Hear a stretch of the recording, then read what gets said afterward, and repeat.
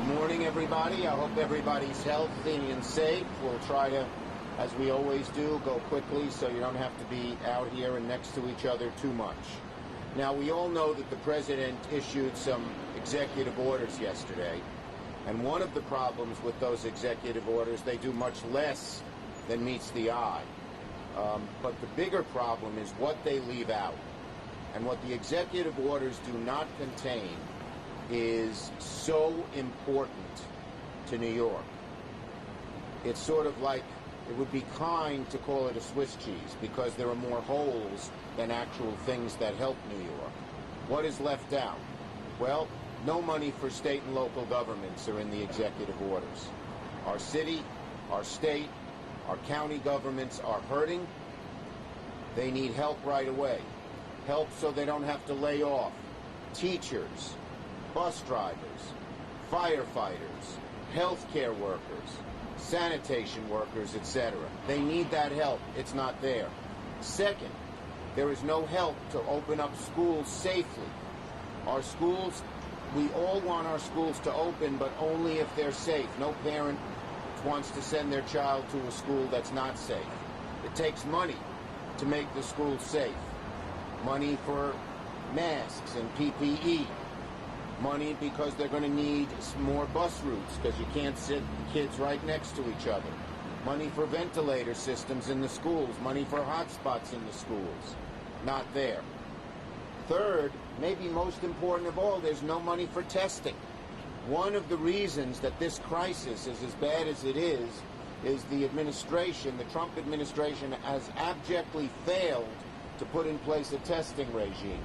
Even when the tests are there, if they take 5, 6, 7, 8 days, it doesn't do any good. You might have been exposed to COVID after you got the test, but before you got the result. There's no help to make our elections safe. There's no help to keep the post office going. There's no help to feed hungry children. And even when they talked about helping renters from being evicted from their apartments, there was no money to actually do it, and not even the moratorium which the president spoke about.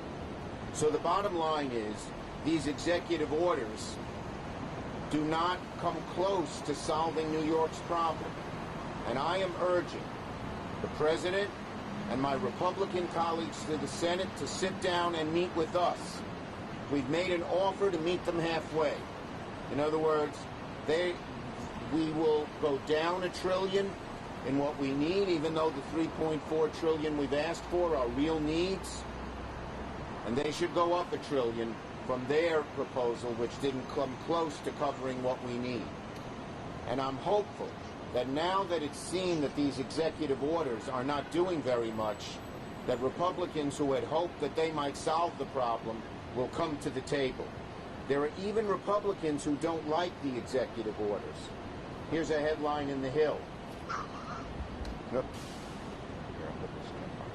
Here's a headline in The Hill. Several GOP lawmakers expressed concern over Trump executive orders. One of them, Ben Sasse of Nebraska, called it unconstitutional slop. Unconstitutional slop. Another, here, I'll do it for you over here. Another, you're okay. Another, Lamar Alexander of Tennessee, said no, they shouldn't work that way. So the bottom line is the executive orders won't do the job. They won't come close to doing the job. Even the payroll tax cut is not a cut, it's just a deferral, so most employers will continue to withhold, so their employees are not clobbered 6 months from now with a huge bill. The unemployment is such a new sort of gyro gear loose type scheme that most states will not be able to enact it for months, and it takes money out of the disaster relief fund at the height of the hurricane season when we need that money to deal with hurricanes. So the executive orders are all too narrow, unworkable, and weak. But what's more important than what's in the executive orders is what's not in the executive orders. Money to open up schools safely. Money to help our state and local governments.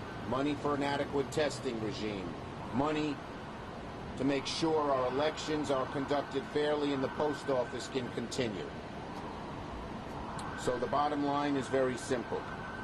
Our Republican friends should come back to the table. We've agreed to meet them halfway. We go down $1 trillion, they go up $1 trillion, and we're close. And we could get the job done in a few days. So but they should only come to the table again if they're going to meet us part of the way. Yes. We'll do on topic. We'll do on topic, and then we'll do something about Long Island and power. And New York. Okay. Questions on topic? Yes. You got to talk a little louder. Given the stalemate in Congress, can you understand the president taking executive action? It's not a stalemate in Congress. It's that our Republican friends refused to meet in the middle. We said, we'll meet you right in the middle. And they said, no, we want it our way or no way. Do you think this is better than nothing? I said what I said about the executive orders. Okay, any other questions on this subject? All right, let's go to Long Island. Now, we all know about the horrible, the storm that occurred on Monday and Tuesday. And now the storm was overwhelming. As Newsday, whoops, let me hold it up here. As Newsday shows, just overwhelming. I just spoke to the head of Long Island PSEG. They're in charge of electricity on Long Island. His name is David Einhorn. And I told him that we're still getting huge complaints of people who are not getting power.